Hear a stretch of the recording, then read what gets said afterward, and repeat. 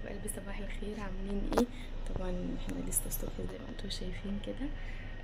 طبعا داخله عشان اصحي ياسين ابني. بص بقى لقيته عامل ايه، يعني شوف عامل ايه في اخواته وهو عامل ايه. تعالوا بقى معايا اوريكم ياسين. طبعا انتوا عارفين النهارده اول يوم مدرسه وكده، فقلت بقى اصحيه وانا معاكم عشان تشوفوه. بص انا عايزاكم بس تشوفوا المنظر، يعني تشوفوا هو عامل ايه اصلا في اخواته. بص نايم اخواته ازاي، نايمهم هما الاتنين على سرير، وهو بصوا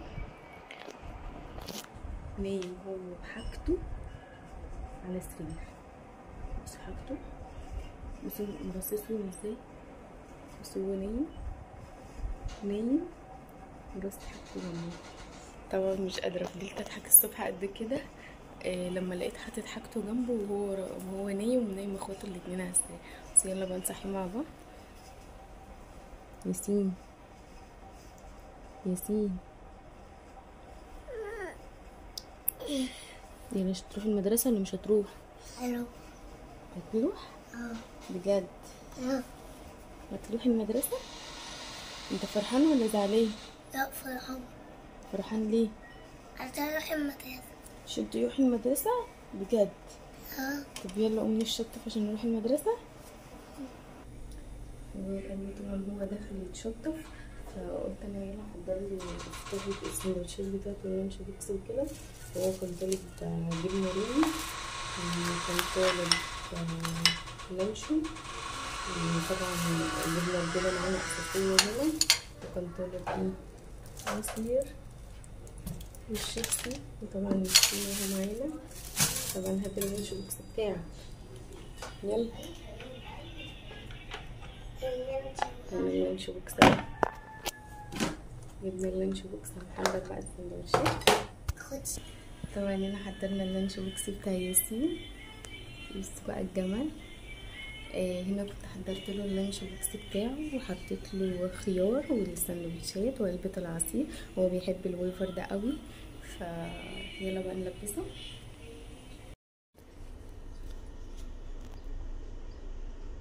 يا ماما ده مكوى بقى. طب وانا جيت جنبه، ما انا بمسكهولك مكوي، يعني مش هتلبسه؟ مكوى. طيب ما انا عارفه انه مكوي. متحمس؟ متحمس للمدرسة؟ عارف بعد كده لو جيت صحيتك وقلت لي انا مش قادر اروح المدرسة هعمل فيك ايه؟ ما كل يوم بقولك كل يوم هتقولي ماشي. انت المدرسة مهمة بجد؟ المدرسة مهمة، شاطر.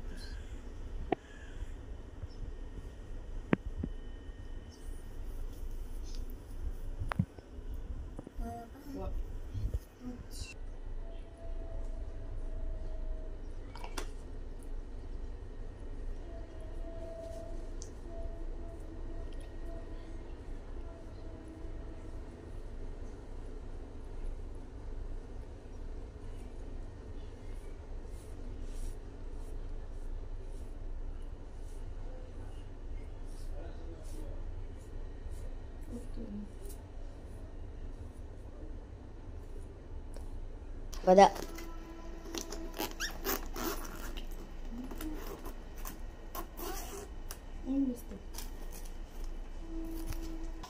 لا هات اللانش بوكس.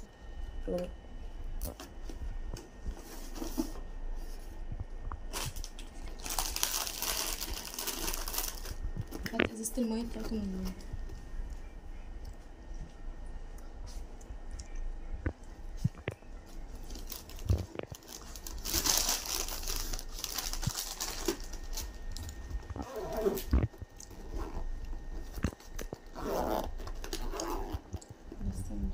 وهنا بقى كنا خلصنا الشنطه بتاعت ياسين، وهنا بقى كنت بكمل بقيه لبسه. طبعا انا مش قادره اقول لكم على الفرحه اللي كان ياسين فيها، زي ما كون بصوا كان اليوم ده عيد عنده. كان فرحان جدا جدا وكان متحمس جدا جدا، ربنا يحفظه يا رب وهو رايح المدرسه. هنا بقى كنت خلاص بقى بلبسه الكوتشي، وكان خلص لبس، كنا عمال كل شويه لي يلا يا ماما عشان ما نتاخرش. هنا بقى كنت بلبسه الشنطه وكده، وبعدل له هدومه وظبطت له شعره وكده، زي ما انتم ما شفتوا حطيت له اللانش بوكس وحطيت حاجاته كلها. بصوا بقى وهو ماشي على البيت، بصوا اللقطه الجميله دي بجد عسل قوي.